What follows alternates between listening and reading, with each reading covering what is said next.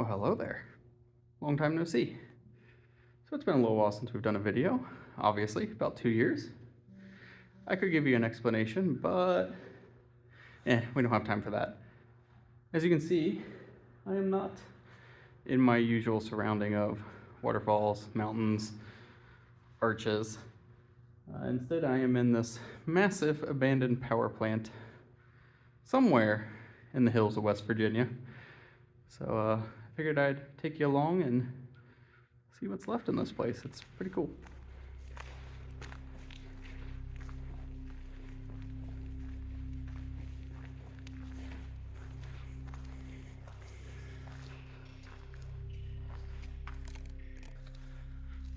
Well, hello everybody. As I mentioned at the start of this video, at the time I filmed this, it had been quite a long time since I had actually filmed a video. And unfortunately, it's taken me even longer to actually edit it and put it together. And there are reasons for that, but I'm not really going to get into that right now. I'll do a whole separate update video to fill you guys in on that. So while I was still living on the East Coast, I visited this abandoned power plant located somewhere in the rural hills of West Virginia. This power plant was built in 1903 to power the nearby coal mines, and by 1913 it was powering roughly 67 coal operations. Now, I couldn't find a ton of information on this location, but I did find that this building was partially destroyed by a fire in 1918. However, it appears that they very quickly rebuilt and got the power plant operational again. And it appears to have been utilized in some form for power generation until sometime around 1998. And we'll see some evidence of that time period a little bit later on in the video.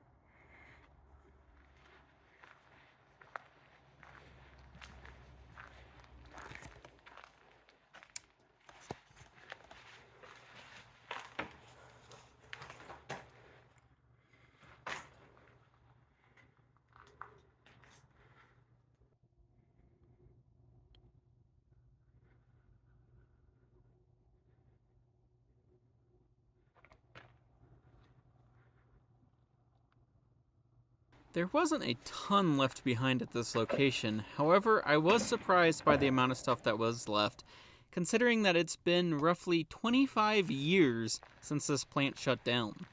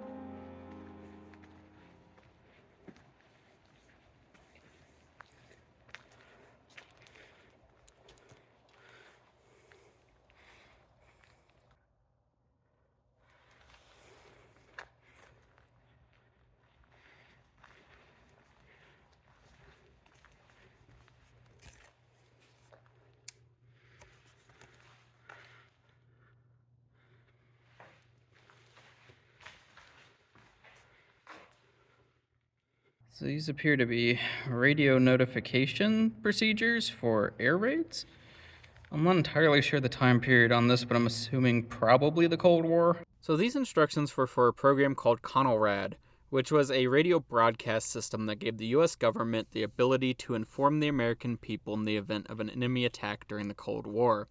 This system has since been phased out and was replaced by our modern-day emergency broadcast system.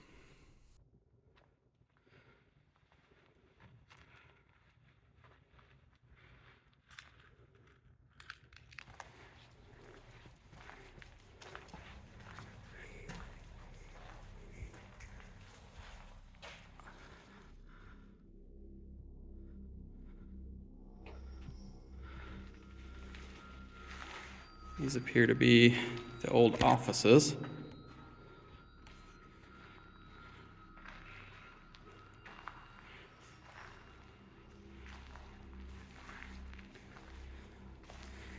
The cool work schedule board.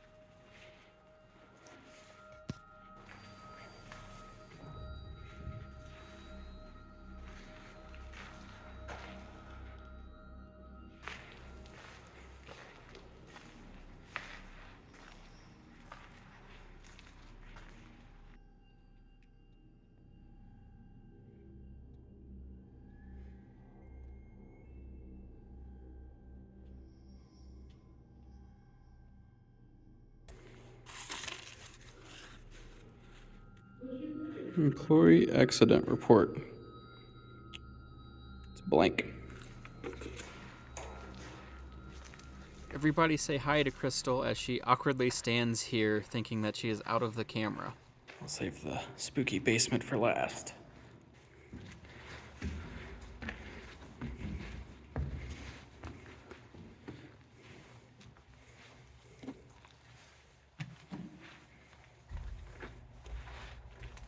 I love the way this door is decaying. And up here, we have the brains of the whole operation. What's left of it, anyway.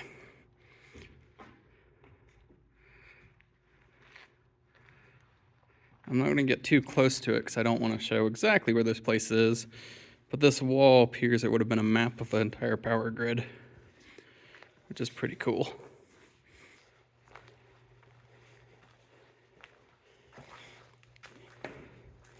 Here you can see we got the blueprints for the entire power layout.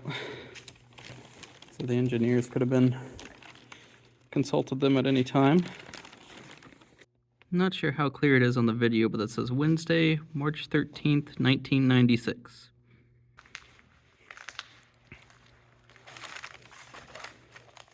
It's another newspaper, 1996.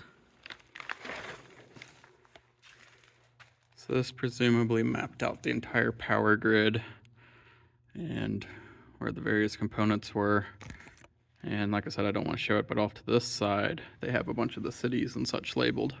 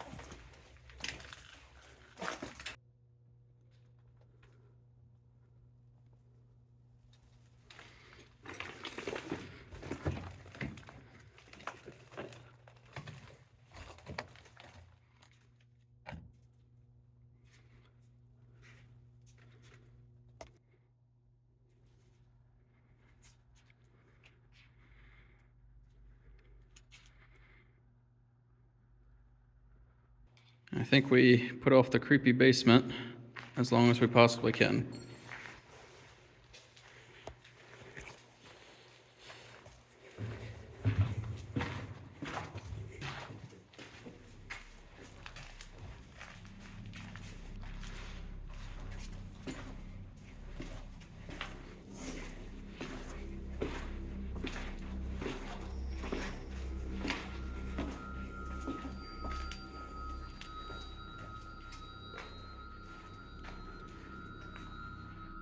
We've got some sort of old machinery left in here.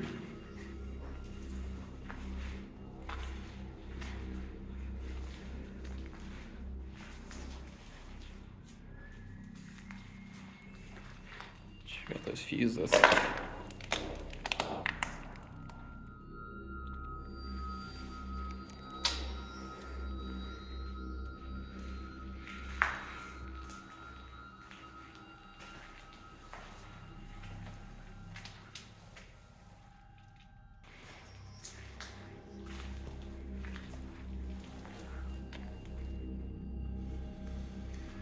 So as you can see, this room has all kinds of components that I would conjecture were likely part of the control room upstairs at one time.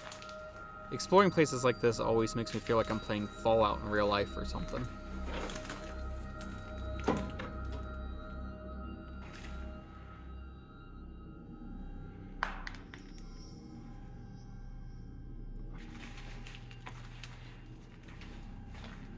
Nothing really left in here. Big tall shaft though, whatever that was for.